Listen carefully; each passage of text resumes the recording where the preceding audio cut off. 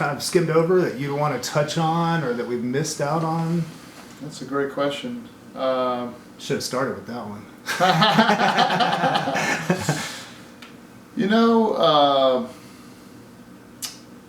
Gosh. Well, I'll say that, the Dieta was a really unique experience beyond just the ayahuasca ceremonies. I've, drank ayahuasca a number of times. And to do it, you got the spiritual and the emotional healing especially around the ayahuasca ceremonies, but these other plant medicines that we were taking really did kind of a lot of body and brain healing, kind of like we were talking about the ibogaine. So that combination there together was amazingly powerful, and I'd never done that before, and so that was a big lesson to get the whole holistic approach in the healing, not just on the, like I said, on the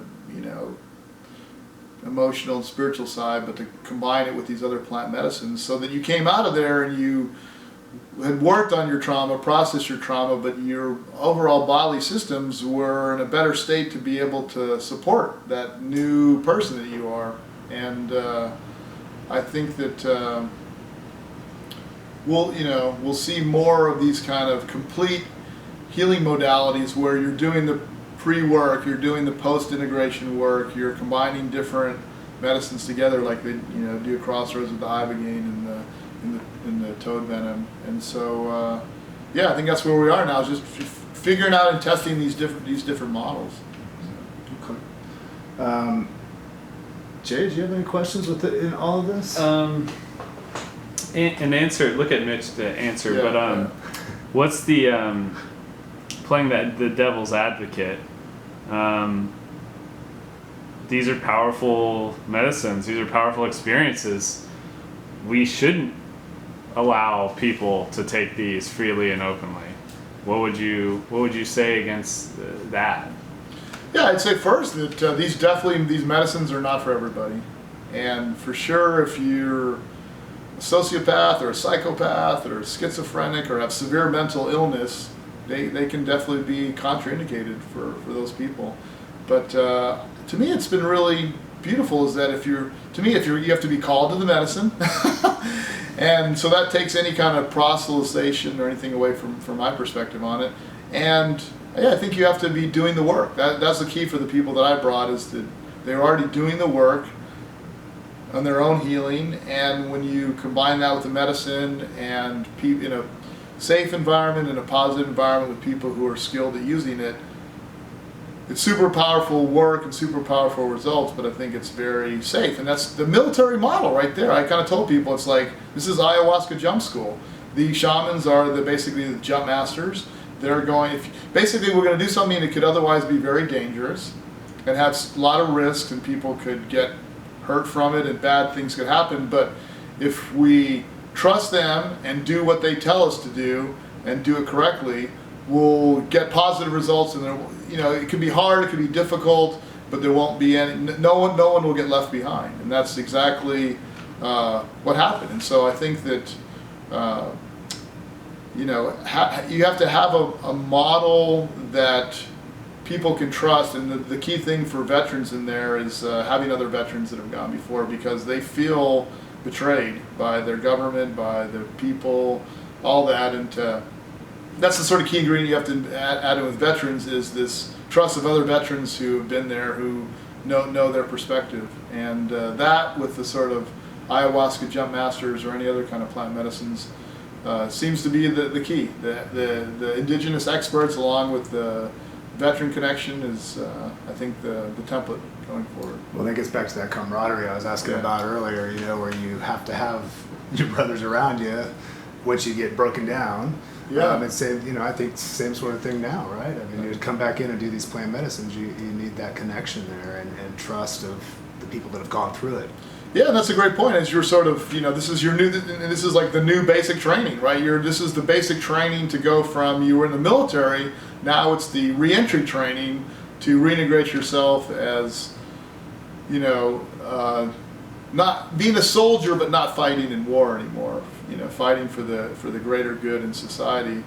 And there's no current program to be able to do that, and so you need these powerful medicines along with that sort of support group of people going through that you can trust and that understand your experience, and when you're done with it, form your support group. And yeah, because without that, I think that you could lose, you know, a good portion, if not all, of the work if you don't have that reintegration, you know, pathway to make it stick. So one last question, because we're talking about the vets and the military, just like the LSD experiments with the military early on, do you think that the military and the government establishment, whatever you want to call it, is afraid of these plant medicines and afraid of the message and the understandings that are brought in with that consciousness or the knowledge from psychedelics? Because, you know, it's very, in a way, I don't think you could be completely pro-war after you take psychedelics. So do you think that the establishment, the military, is afraid of these kind of plant medicines and that consciousness and that knowledge that's gained from taking them? Question. Yeah, that's a great question. I think the government and the military, they are afraid of people taking any of these kind of plant medicines and realizing that this whole war machine is a big folly and it's not sustainable. But I think today the bigger issue is that you've created this huge war machine, sent all these people through it, and more people, you know, have died from suicide than combat in Iraq and Afghanistan. And I think that fear it's real and it exists in the background, but I think it's a greater fear and almost like public relations disaster if they don't find a way to allow these people to reintegrate.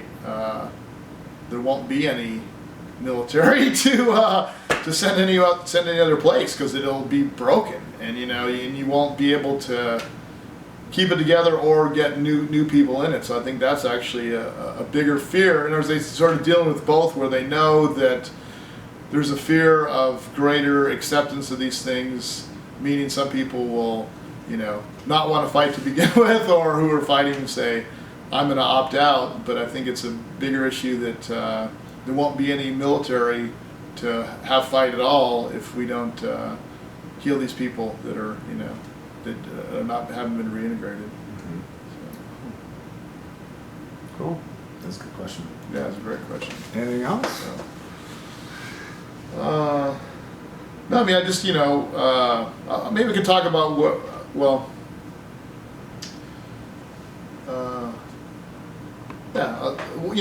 something I'd like to see, from this, as well as we're going to be sending some more veterans to Crossroads to go through the ibogaine and the toad venom treatment, but also that we're going to capture this so that people can see this, and we're going to try to do this with some other plant medicines as well, whether that's peyote or mushrooms. And I think veterans are really well situated, besides getting the healing that they need to reintegrate from this war trauma, to show the rest of society how these other plants used in those indigenous contexts, with bringing this sort of military connection to this, really can help heal humanity, not just veterans. And you see that beyond just the United States? Yeah, I mean, this is crazy thing where I've run into. It's been happening in the past 2 years, where everyone is reading off this songbook, like this hymnal, where they have this vision of these psychedelic plant medicine healing retreat centers around the world. And it's the craziest thing. I'll meet somebody and they'll spawn this thing out, and just spontaneously, like, they didn't go on some website or read some book. It's this vision that's occurred to them. And yeah, I see that's something that the veterans that I supported in their healing want to do the same thing, is how do we build these retreat centers where